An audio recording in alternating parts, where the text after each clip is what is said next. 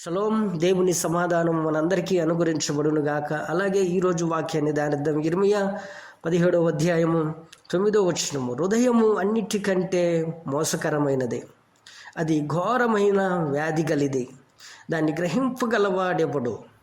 ఒకని ప్రవర్తనను బట్టి వాని క్రియల ఫలము చొప్పున ప్రతీకారము చేయుటకు యెహోవా అను నేను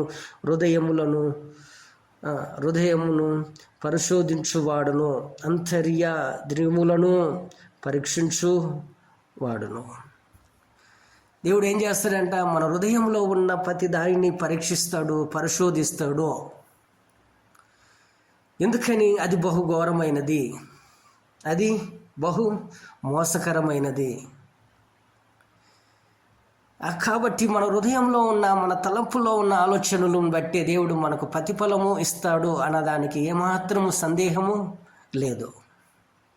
దేవుడు అంటున్నాడు, ఎవని ఫలము ఎవడైతే ఎలాగైతే ఆలోచిస్తున్నాడో, ఎలాగైతే వాడు జీవించాలని కోరుకుంటున్నాడో వాని ఫలము చొప్పున వాడికి ఇవ్వటానికి నేను సిద్ధంగా ఉన్నాను.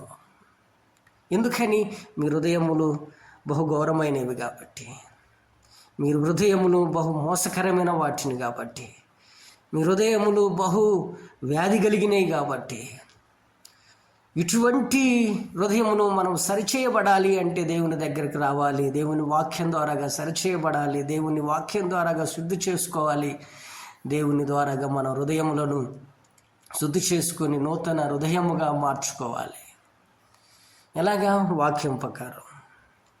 నువ్వు వాక్యం చదువుతూ ఉన్నప్పుడు నీ హృదయం పరిశుద్ధపరచబడుతుంది, నీ తలంపులు పరిశుద్ధపరచబడుతుంది.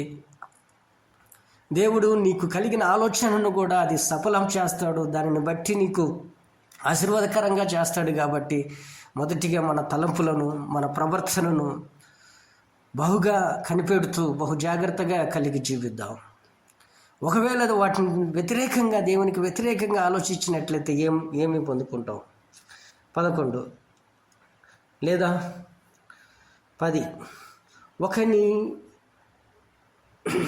ఒకని ప్రవర్తనను బట్టి వాని క్రియల చొప్పున ప్రతీకారము చేయుటకు యెహోవా అను నేను హృదయములను పరిశోధించువాడును, అంతర్యములను పరీక్షించువాడును, న్యాయ విధులముగా ఆస్తి సంపాదించువాడు, న్యాయము విరోధముగా ఆస్తిని సంపాదించుకొనువాడు తనన పెట్టిన గుడ్లను పొదుగు కముజు పెట్టవలే నున్నాడు. సగము ప్రాయములో వాడు దానిని విడువవలసి వచ్చును. అట్టివాడు కడపట వాటిని విడుచుచూ అవివేకిగా కనబడును. ఏదైతే నువ్వు అనుకుంటున్నావో, నీ ఆలోచన బట్టి నేను తెలివికల్లవాడిని, నేను ఇలా చేస్తాను, నేను 10 మందిని మోసం చేస్తాను, 10 మందిని నేను మోసం చేయగలను, 10 మంది దగ్గర నుంచి నేను అన్యాయంగా తీసుకోగలను, నేను నా ఆలోచనను బట్టి, నా తెలివితేటలను బట్టి ఈరోజు ఏదైతే నిన్ను నువ్వు హెచ్చించుకుంటున్నావో, దేవుడు అంటున్నాడు ఒకరోజు నీకు సగము మాత్రమే ఇవ్వబడుతుంది. ఒకరోజు అనగలుగుతారు, నువ్వు అవివేకివి. దేవుడు వచ్చినప్పుడు నీ హృదయంలో ఉన్న ప్రతి ఆలోచన బట్టి నువ్వు ఏదైతే అన్యాయంగా సంపాదిస్తున్నావో ఆ మాట రాసినాడు. న్యాయ విరోధముగా ఆస్తి సంపాదించుకొనివాడు తాను పెట్టిన గుడ్లను పొదుగు కముజు పెట్టవలే ఉన్నాడు. సగము ప్రాయములోనే వాడు దానిని విడివలసి వచ్చును. ఏడంట? సగములోనే. నీ పనులు కావచ్చు, నీ ఆస్తి కావచ్చు, నీది ఏదైనా కావచ్చు, సగంలోనే ఆగిపోతుంది. సగంలోనే ఏదైనా సగమే అన్నట్టుగా ఉంటుంది. కాబట్టి దేవుడు అంటున్నాడు, మీ హృదయము బహు మోసకరమైనది, బహు ఘోరమైనది, వ్యాధి కలిగినది. దాన్ని సరిచేసుకుందాం. వ్యాధి కలిగింది అనంగా మనలో ఉన్న కుతంత్రాలు ఏవైతే మనలో పనిచేస్తున్నాయో మన హృదయాన్ని అనారోగ్యంగా తీసుకువెళ్తాయి.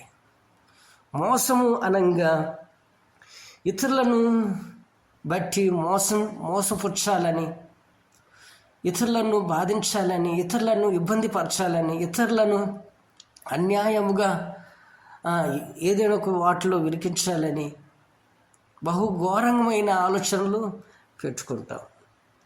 తర్వాత మోసకరమైనది.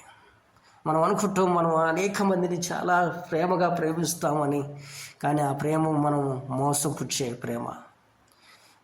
మనలో ఏమాత్రం నీతి, నిజాయితీ, యథార్థత, పరిశుద్ధత ఏమాత్రము మనలో లేవు. కాబట్టి దేవుని దగ్గరికి వెళ్దాం, సరిచేయబడదాం, దేవుని బిడ్డలుగా జీవించి అనేక మందికి ఆశీర్వాదకరంగా మారుదాం. ఈ వాగ్దానం మనందరికీ